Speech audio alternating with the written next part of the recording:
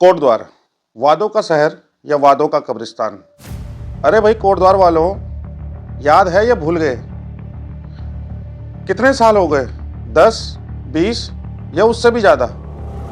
हर बार यहाँ पर हर 5 साल में नेता आते हैं, वादे करते हैं और फिर चले जाते हैं। फिर वही जोर जोर से चिल्लाना होता है, छाती पीटना होता है और ये कहा जाता है कि कोटद्वार को हम जिला बनाएंगे।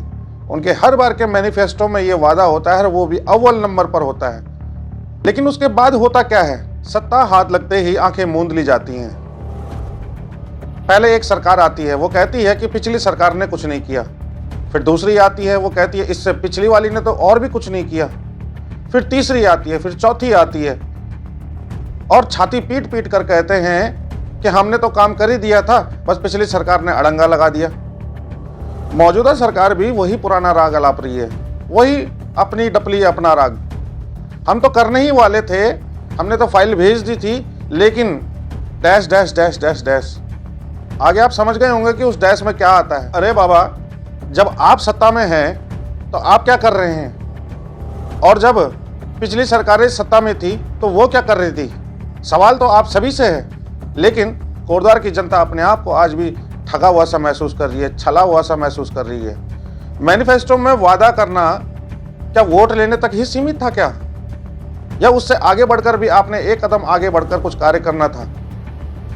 कोटद्वार आज भी जिले के रास्ते को देख रहा है, उसकी बाट जो रहा है। पहाड़ी क्षेत्र का यह महत्वपूर्ण शहर कोटद्वार आज भी जिला बनने का सपना देख रहा है और ये उम्मीद लगाया बैठा है कि आज नहीं तो कल जिले की घोषणा हो ही जाएगी। यहाँ की जनता रोज सुबह उठती है, अखबार खोलती है और देखती है, उम्मीद करती है कि क्या पता आज कुछ घोषणा हो जाए। लेकिन वही ढाक के 3 पात, वही ठिकरा फोड़ने वाली खबरें सारी की सारी कि हमने तो प्रस्ताव भेज दिया था, पिछली सरकारों ने अड़ंगा लगा दिया। अरे महोदय, फाइल दबाने से और प्रस्ताव भेजने से जिला नहीं बनता। जिला तब बनता है जब राजनीतिक इच्छा शक्ति हो, जब सत्ता पक्ष और विपक्ष दोनों मिलकर कार्य करते हैं। ये नहीं कि एक दूसरे पर छीटाकशी करते हैं, ये नहीं कि एक दूसरे पर कीचड़ उछालते रहते हैं, तब जिला नहीं बनेगा।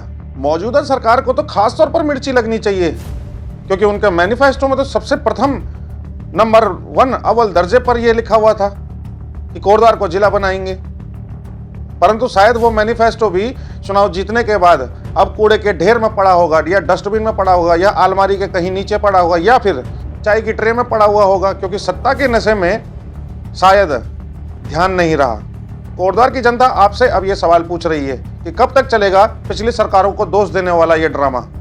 कब तक वादे सिर्फ कागजों तक ही सीमित रहेंगे? कब तक पहाड़ की इस धरती को उपेक्षा का शिकार बनाया जाएगा? कब तक यहाँ का एक आम नागरिक छला जाएगा, धोखे में रखा जाएगा? अब वक्त आ गया है कि सरकार भी आंखें खोले, वरना जब चुनाव का समय आएगा तब जनता भी आंख खोलकर वोट करेगी। जिस प्रकार आपने अपने मैनिफेस्टो में जितने वादे पूरे किए होंगे, उसी हिसाब से आपको वोट पड़ेंगे। वादा किया था, वादा पूरा नहीं किया, अब वोट भी पूरा नहीं मिलेगा। कोटद्वार सिर्फ एक शहर नहीं है, एक भावना है, एक मांग है न्याय की। और न्याय तब तक अधूरा रहेगा जब तक कोटद्वार को उसका हक नहीं मिल जाता, जिले का दर्जा। जागो सरकार जागो, वरना कहीं ऐसा ना हो कि देर हो जाए। जाग जाइए, वरना जनता जगा देगी। ये कोटद्वार की जनता का दर्द ही है जो सालों से अनसुना किया जा रहा है। एक कान से डाला जाता है, दूसरे कान से निकाला जाता है। कागजों में सिर्फ वादे होते हैं, मैनिफेस्टो में वादे ऐसे छाप दिए जाते हैं दर्जनों के हिसाब से, जैसे कि आप कल नेता बनते ही उनको धरातल पर उतार देंगे, जैसे मंगल ग्रह पर प्लॉटिंग हो गई हो। वादे तो आपके इस प्रकार के रहते हैं कि जैसे कोटद्वार की जनता चांद का भ्रमण करके आ गई हो, परंतु होता क्या है? वही ढाक के 3 पात, दूर के ढोल सुहाने, सपने ही दिखाए जाते हैं और सपनों तक ही सीमित ये कोटद्वार का एक आम नागरिक रह गया है। क्यों? क्योंकि हमने वो नेता चुने हैं जो उस कार्य को करने के लिए सक्षम नहीं है, परंतु वादा करने में सबसे अव्वल दर्जे पर आते हैं। वादा करने में तो इन्होंने मास्टर की डिग्री की हुई है। कोटद्वार सत्ता के झूठे वादों का सबसे बड़ा शिकार। तो याद कीजिएगा अपने उस मैनिफेस्टो को जिसमें आपने वादा किया था